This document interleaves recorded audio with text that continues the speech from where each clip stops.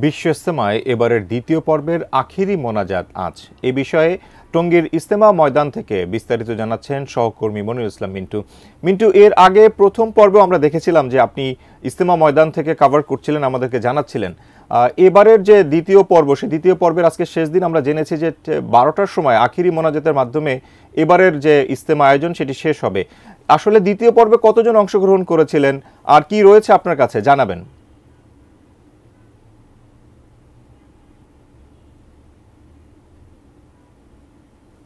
160 একরের যে মূল ময়দান, সে মূল ময়দানেই মোটামুটিভাবে বলা যায় যে এবারে যারা মুসল্লিরা এসেছিলেন তাদের যে স্থান সেটি সংকুলন হয়ে গিয়েছে। তবে যেহেতু আখেরি মোনাজাত, সেক্ষেত্রে মূল ময়দান ছাড়াও আশেপাশে বিভিন্ন জায়গায় মাইক রয়েছে এবং সেসব জায়গা থেকেও মানুষ আখেরি মোনাজাতে অংশ নেবেন এবং সময় যত গড়াচ্ছে আখেরি মোনাজাতের দিকে এগিয়ে যাচ্ছে বিশ্ব ইজতেমা। এবং সেক্ষেত্রে ফজরের নামাজের পর যে আম্বয়ান শুরু হয়েছিল সেটি 8টা সাড়ে 8টা পর্যন্ত হয়েছে। এখন কিছুটা বিরতি চলছে এবং এই বিরতির মধ্যে বলা যায় যে খিত্তাভিত্তিক যে তালিম, সেই খিত্তাভিত্তিক তালিম চলছে।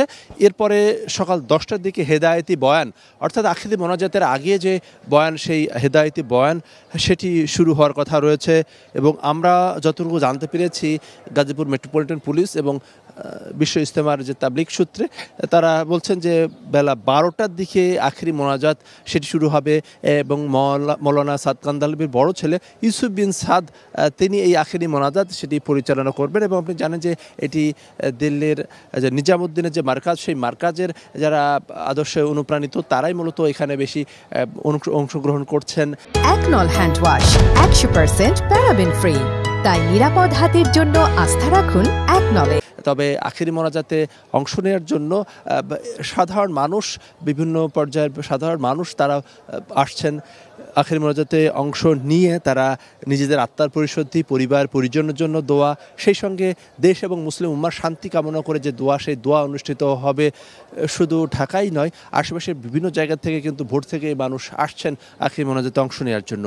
নিরাপত্তার বিষয়টি বারবারই বলতে হয়, সেক্ষেত্রে এবারে বিশ্ব ইজতেমা হবে কিনা এবং বিশ্ব ইজতেমার মধ্যে নানা ধরনের গুজব হয়েছে, কিন্তু এখন পর্যন্ত বলা যায় শান্তিপূর্ণভাবে অবস্থান রয়েছে আখিরি মোনাজাতের এবং কে কেন্দ্র করে।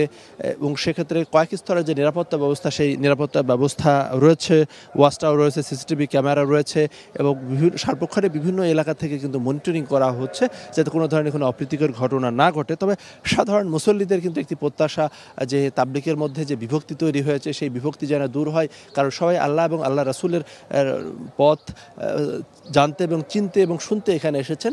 ফলে এখানে তারা আসলে কোনো ধরনের বিভক্তি তারা কে মনে করেন যে এই বিভক্তি আসলে ইসলাম প্রশ্রয় দেয় না, সেইটি তারা মনে করছেন। তো সব কিছু মিলিয়ে বলা যায় যে আখিরি মোনাজাতের যে আগের যে প্রস্তুতি, সেই প্রস্তুতি এগিয়ে চলছে এবং এখনও যারা আখিরি মোনাজাতে অংশ নিতে চান তারা দূর দূরান্ত আশেপাশে যারা রয়েছেন তারা কিন্তু মূল ময়দানে চলে আসতে পারেন এবং মূল ময়দানেই কিন্তু বলা যায় যে জায়গা হবে।